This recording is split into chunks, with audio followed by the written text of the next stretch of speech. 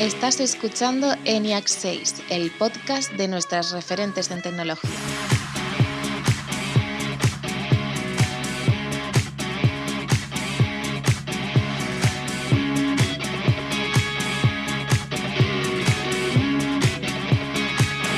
¿Qué tienen en común Brad Pitt y Carolina Marín? Aparte de la fama, les une algo en la ciencia ficción.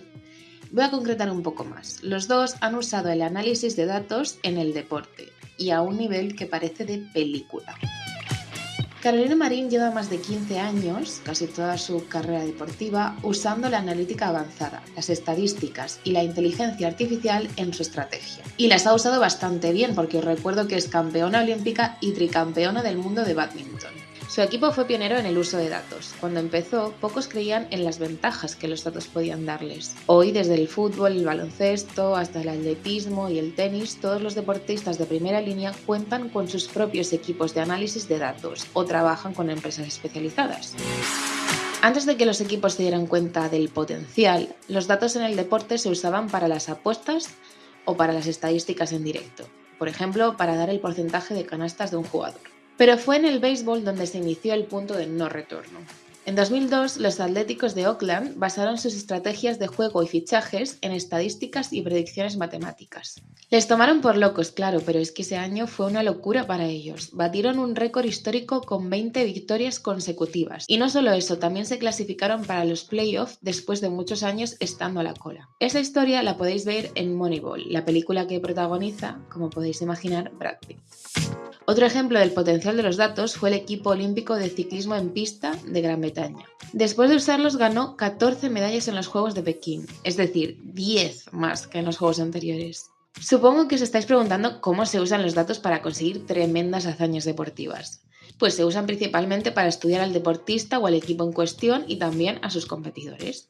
Con esa información pueden ver patrones y entrenar a los deportistas para dos cosas. Por un lado, para potenciar sus puntos fuertes y por otro, para identificar las debilidades del rival. Es lo mismo que han hecho siempre los entrenadores, pero a un nivel de detalle asombroso. Hay que ver los partidos y anotar absolutamente todo. Quién saca, cómo saca, su posición en la pista, cómo se hace el pase. Para que os hagáis una idea, de un solo partido de Carolina se extraen una media de 52.000 datos. La manera de recoger los datos sigue siendo más o menos la misma que hace 15 años. Lo que sí que ha cambiado es la forma de procesarlos. Con la inteligencia artificial han mejorado la velocidad, la variedad y la precisión. Ahora son los algoritmos los que analizan esos datos, que son mucho más rápidos y capaces.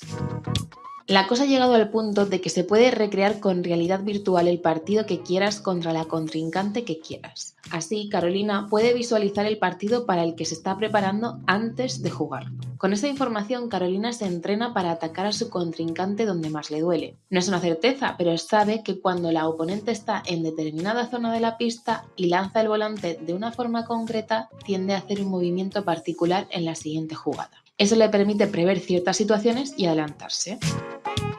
Es impresionante y desde luego un factor que cuenta. Pero no nos equivoquemos, no es lo único que hace falta para ganar a tan alto nivel. La personalidad del deportista y su talento siguen siendo los factores determinantes. Otras pioneras en este campo también fueron las deportistas de la selección femenina de baloncesto. España era uno de los pocos equipos femeninos que contaba con analistas de datos. Una de ellas era Susana Ferreras, una experta en datos que también trabajaba para el Arsenal, el equipo de fútbol. Y por supuesto contamos con más ejemplos de mujeres que se dedican al análisis de datos, como nuestra invitada, Alex Puig. Ella se define como activista en el mundo de las mujeres en tecnología, pero también como ex gimnasta, ex entrenadora y ex estudiante de ADE. Todo eso cuando apenas ha superado la veintena de años. Ahora trabaja como Business Analyst en HP y su estudio sobre mujeres y tecnología ha sido premiado como mejor proyecto de género en la Barcelona School of Management. Hola Alex, ¿qué tal? Hola, ¿qué tal? Qué bien suena todo. Has visto, de hecho, aquí una presentación digna de tu currículum, claro. Y voy a decir una cosa que igual no queda muy bien en un podcast que se dedica a la tecnología, pero cuando he visto tu perfil, lo que más me ha llamado la atención no era lo de analista de datos, sino que habías sido gimnasta y entrenadora. ¿Cómo es eso? Sí, bueno, siempre me ha gustado mucho bailar. De pequeña, pues esto, me miraba a las niñas mayores cuando bailaban y enseguida le pedí a mi madre que me apuntara a rítmica. En mi cole hacían competición de gimnasia rítmica y al principio a ella no le gustó mucho la idea. Esto es un poco cursi, ¿no? En mi casa molan las mujeres potentes y tal. Entonces, esto... Pero claro, bueno, la gracia es que la gimnasia pues tiene una componente importante de equipo, de esfuerzo interior, de sacarte, de aguantar el dolor, ¿sabes? Disciplina. Y sí, exacto. Y entonces, pues a mi madre le pareció buena idea, me apuntó y enseguida pues empecé a competir y estuve pues muchos años. Y sí que estuve entrenando equipos de niñas un par de años. Pues justo venimos de hablar de cómo se relacionan ambos mundos, de cómo se aprovecha la tecnología para entrenar a deportistas de élite. Tú ahora te dedicas a analizar datos en HP. ¿Nos puedes contar un poco en qué consiste tu día a día? ¿Qué es lo que analizas? ¿Para qué? A ver, yo concretamente ahora mismo estoy analizando el negocio de una parte de HP y yo estoy en la parte de servicios haciendo análisis sobre todo financiero dentro del departamento. Entonces, a modo de resumen, a lo que me dedico es hacer previsiones de costes, a asesorar a mi manager y a los que tienen que tomar decisiones en cómo tomarlas a nivel de mejoras de procesos, a nivel de pues proyectos para el año que viene, riesgos, oportunidades, según lo que nos vayamos encontrando en el negocio. Vale, o sea, lo podríamos resumir como analizar los datos del negocio, de cómo está funcionando, digamos, para hacer una decisión estratégica. Correcto, todo a nivel de costes. Como estábamos diciendo, tú te has dedicado a sectores que han sido tradicionalmente territorio masculino, ¿no? Porque estamos hablando del deporte y de la tecnología. No sé si has visto alguna relación en ellos, si has sentido de alguna manera que no era tu lugar, o en alguno, o en ambos, o lo mejor que sería que en ninguno. ¿Sabes qué pasa? Que sí que es cierto que son dos mundos muy masculinos, pero he tenido la suerte que soy un poco como una infiltrada, entre comillas. Es decir, en el mundo del deporte estoy como entrenadora también, pero es el mundo de la gimnasia rítmica, que hasta hace poco solo era de chicas, con lo cual, claro, no me he encontrado con ese problema en mi disciplina. Y en el mundo de la tecnología un poco lo mismo. Yo estoy en el mundo de la tecnología, o sea, soy analista y estoy en HP, pero yo vengo de ADE en realidad, con lo cual en la universidad me he encontrado muchas mujeres, entonces ahora estoy empezando a descubrir lo solas que están algunas en departamentos llenos de hombres y ellas son las únicas. Y de ahí mi interés, yo siempre he sido feminista y demás, pero de ahí mi interés en desarrollar este tema y ver a ver qué pasa y por qué pasa. El momento de empezar con el activismo dentro de la tecnología en favor de las mujeres llega cuando empiezas a trabajar, ¿o cuándo es? No, bien. Esto empezó cuando me planteé hacer el trabajo de final de grado y yo tuve muy claro que quería hacer algo de análisis porque había hecho una asignatura de econometría en la universidad que me había gustado mucho. Raro, porque suele ser una que no gusta, a mí me gustó, y por eso me interesé en algo de análisis, analizar el mundo a través de los números. Me parecía una manera como racional de ver algo del mundo feminista, de ponerle números, a ver si es verdad que esto pasa, porque me lo cuentan, pero ¿es cierto o no es cierto? Y salió el tema de, oye, una problemática en el mundo feminista ahora mismo es mujeres en carreras tecnológicas, es decir, las mujeres antes no estaban en el mundo laboral, guay, ahora ya están, pero aquí sigue habiendo un gran problema. Y pensé, oye, pues ¿por qué no? Voy a mirarlo. Y luego, a través del trabajo, que en HP pues hay una network de mujeres que están de voluntarias para incentivar que las niñas estén en el mundo STEM, pues he acabado pues completando esta información, buscando más cosas y voy completando el trabajo. Digamos, el TFM nunca lo he acabado, sigo en ello y sigo mejorando cosas. Es como un trabajo de final de grado que nunca llega a su fin, la pesadilla Exacto. de todos los universitarios, pero en tu caso es algo que haces con gusto. Y tanto. Hablando de este trabajo final de grado, lo que quería preguntarte, al final lo dedicaste pues a averiguar por qué había ese porcentaje tan bajo de mujeres en carreras técnicas. ¿Cuál fue la conclusión principal? La conclusión principal es que efectivamente hay muy pocas mujeres en carreras técnicas, que esto es lo primero que quería mirar. Esto me lo dicen, pero a ver qué porcentajes. Estamos hablando de que separando las tres áreas como así las más típicas, que son las ciencias puras, ciencias sociales y ciencias... ya no hay más ciencias, las artes y humanidades. En las ciencias puras sí que hay un 46% de mujeres, con lo cual es bastante alto, pero en el momento en que quitas todas esas carreras que son más de salud, más de cuidado al otro y demás, nos quedamos, depende del país, pero alrededor de un 30%, y esto tirando para arriba, es decir, hay países que se quedan en un 10%, que es lo primero que te encuentras cuando empiezas a entrar en este mundo. Te hablan de la paradoja de igualdad y te explican que las mujeres, como que hay países que sí que tienen un porcentaje más alto y países que tienen un porcentaje más bajo, te explican.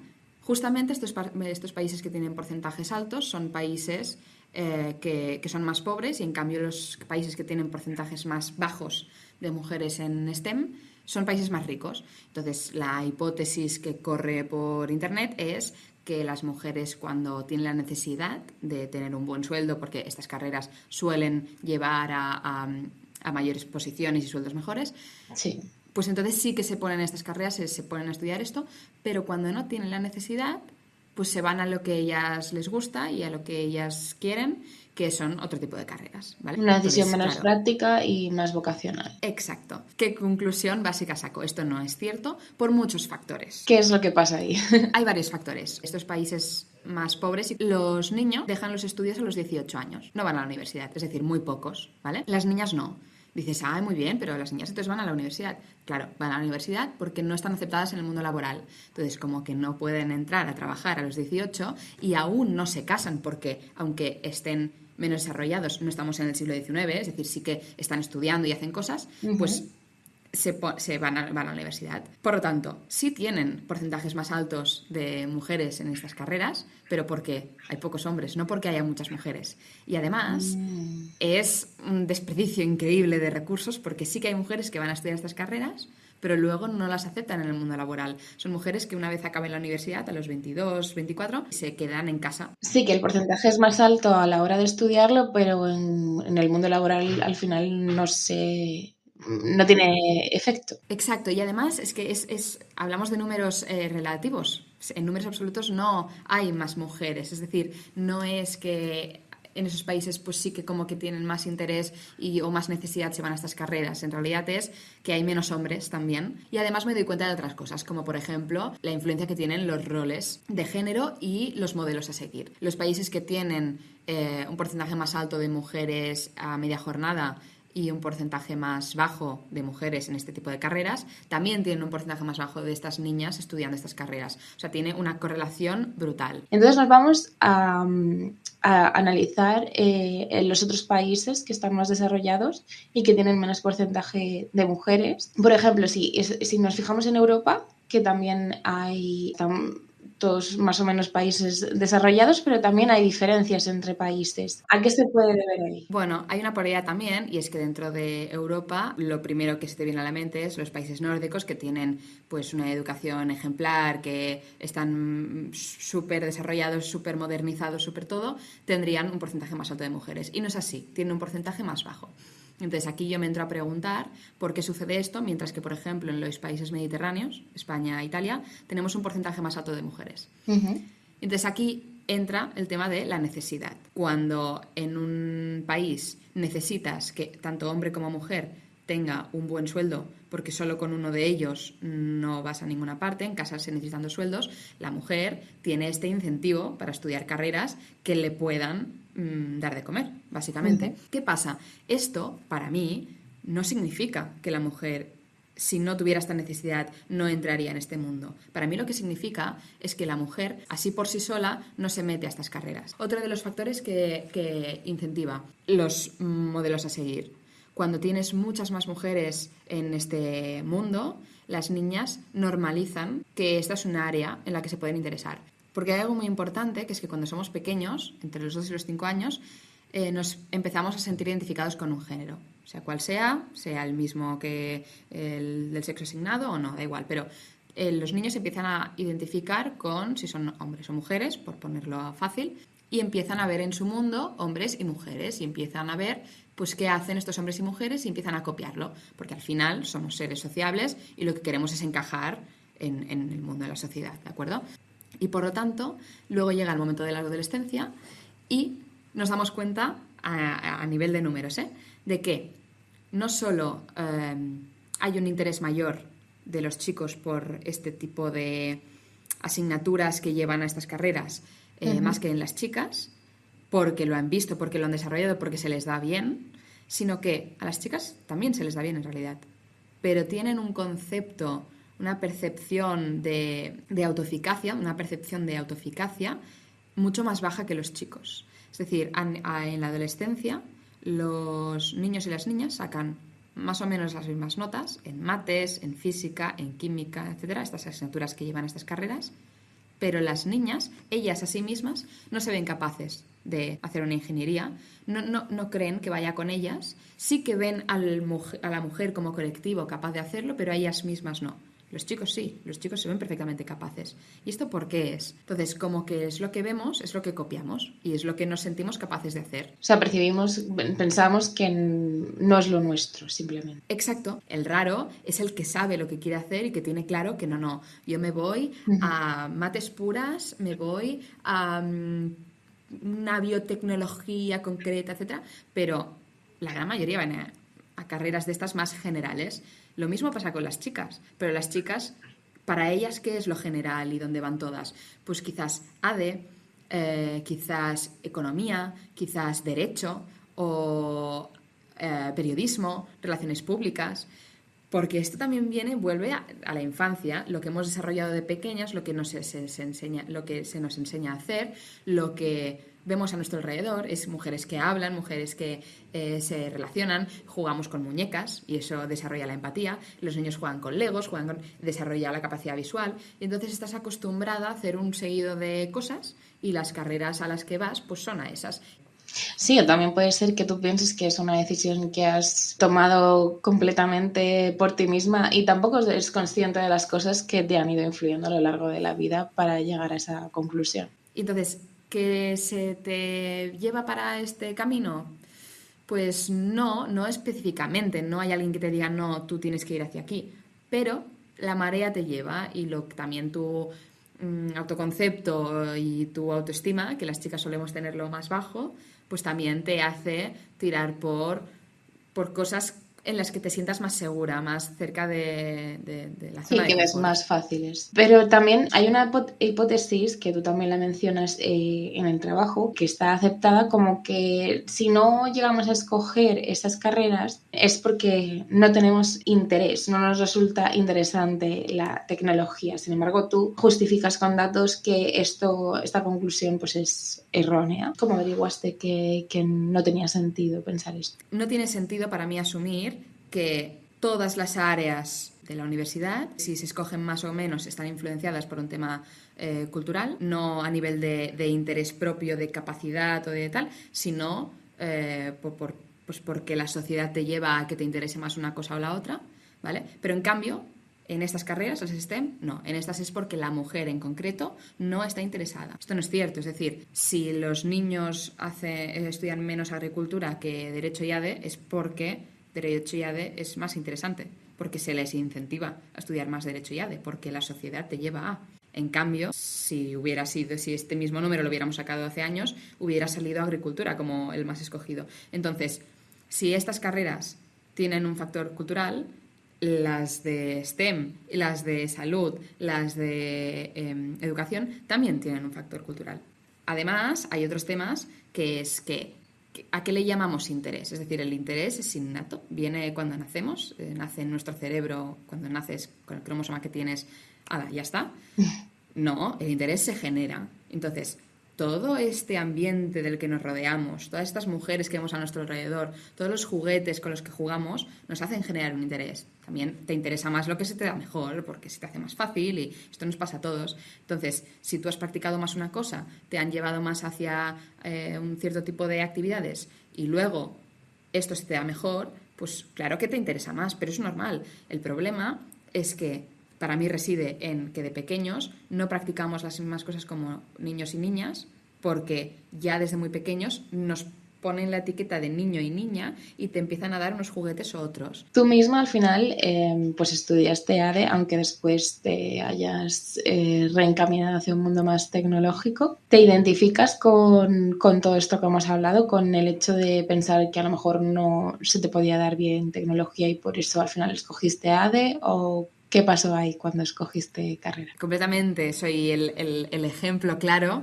de la niña que más o menos se le da bien. De hecho, en mi casa mi padre era muy pesado con que si te hacen las mates, tú tienes que hacer algo de mates. Quería seguro que hiciera una ingeniería. O sea, yo he tenido todos los referentes, me han pinchado para que... Y yo en plan, no, a mí las mates no me gustan. Esto era lo que yo tenía en la cabeza. En parte porque no sabía en realidad lo que significaba. Es decir, probablemente si hubiera sabido más y en el cole me hubieran explicado más qué significa, hubiera visto que hay partes de las mates que sí que me gustan. La lógica matemática, luego la estadística, todo esto, me gusta mucho y de hecho ya me gustaba en su momento, pero yo no era capaz de entender que eso también formaba parte de las mates. Y con lo cual, en el momento que toca escoger bachillerato, ya no hablo de la carrera, sino en el bachillerato, yo escojo el social, porque vale, las mates, pues tiro bien, no saco súper malas notas y más o menos voy haciendo, pero no me encantan, no me salen súper fáciles y tal, como la mayoría, pero bueno. Entonces, pues oye, al social, que hay mates, pero tampoco tantas, y se me va a hacer la vida un poco más tranquila. Yo no me equivoqué, es decir, ADE me gustó y era mi carrera, ¿eh? Pero dentro de ADE, la parte que me interesó más fue la parte más numérica, porque efectivamente me gustan más los números, me gusta explicar la sociedad y me gusta entender el mundo y me gusta, yo quería hacer sociología en un principio, era mi primera idea, entonces sí me gusta entender el mundo, pero me gusta entenderlo a través de los números porque soy una persona analítica, cuadrada, no mucho, pero un poco, y entonces pues dentro de ADE la parte de los números es la que más me llamó después. Para terminar, y viendo que te has metido tanto en el mundo del activismo por las mujeres en el mundo de la tecnología, estoy deseando escuchar cuáles son tus recomendaciones de mujeres tecnólogas que tenemos que tener en cuenta. Mira, yo hay una mujer que flipé, que me encantó por el concepto, por la idea que tuvo y demás, que es Debbie Sterling. No sé si la conoces, pero es ingeniera, ¿vale? Yo la conocí a través de una charla TED, me encantan estos vídeos, y así removiendo y tal, pues me encontré con una charla suya que hablaba de su producto. Bueno, hablaba un poco de su historia, de ella como ingeniera que llega al mundo y se siente pues sola porque no encaja, porque está todo lleno de hombres y demás. Y bueno, explica toda una historia, recomiendo mucho ver el vídeo, ¿vale? Pero ella es la fundadora de Goldiebox, que es una empresa que se dedica a hacer juguetes relacionados con el mundo de STEM, pero hechos específicamente para niñas, ¿vale? El tema es que ella consigue darse cuenta de que no hay niñas en este mundo que se interesen por ello. Entonces, pregunta por qué, se pregunta a sí misma por qué y ve que los juguetes pues quizás no son lo más atractivos para ellas, porque ellas lo que quieren es leer. Bueno, pues desarrolla los juguetes de Legos, por ejemplo, de una manera que sea más atractivo para ellas y empieza por ahí. Entonces, ahora tiene una empresa, tiene varios juguetes. Uno de ellos, por ejemplo, el otro día entré a curiosear y era música en código, algo así. Entonces, lleva lo que típicamente a las chicas nos gusta, porque lo vemos, quizás porque naturalmente nos llama más atención o lo que sea, pero para practicar esas cosas que faltan en el mundo del STEM, pues la capacidad visual, la capacidad analítica, aprender sobre código binario, sobre informática, sobre lo que sea, y de esta manera, especificando y haciendo un poco mella en que las cosas tienen que estar pensadas para mujeres, pues te das cuenta de que efectivamente si haces que una mujer esté pensando en juguetes para niñas, pues quizás las niñas se interesen más por estas cosas y empiecen a desarrollar. Entonces me encantó porque para mí resuelve este problema y es una idea que encuentro genial. Claro, sí, es atacar el problema de raíz. Lo que es. Genial, pues mil gracias por tu tiempo, Alex, y estoy segura de que, bueno, esto es solo tu comienzo en una carrera en tecnología y que seguro que tu trabajo y lo que vayas a hacer va a inspirar a más mujeres. Gracias, Sofía. Hayas escogido los estudios que hayas escogido, espero que este podcast haya servido para entender que puedes dedicarte a la tecnología de una manera u otra. Quizás con 17 años no tengamos claros si escogemos unos estudios por convicción, por influencia o porque no había otra. pero con la experiencia vamos aprendiendo más sobre lo que podemos y queremos hacer, como Alex. Y así, sea lo que sea que elijamos, dejemos de pensar que las profesiones técnicas no son lo nuestro sin razón alguna. Nos escuchamos en el próximo podcast. Recordad que podéis comentarnos lo que queráis por redes sociales o en nuestros perfiles de Spotify, iVoox o YouTube. ¡Hasta pronto!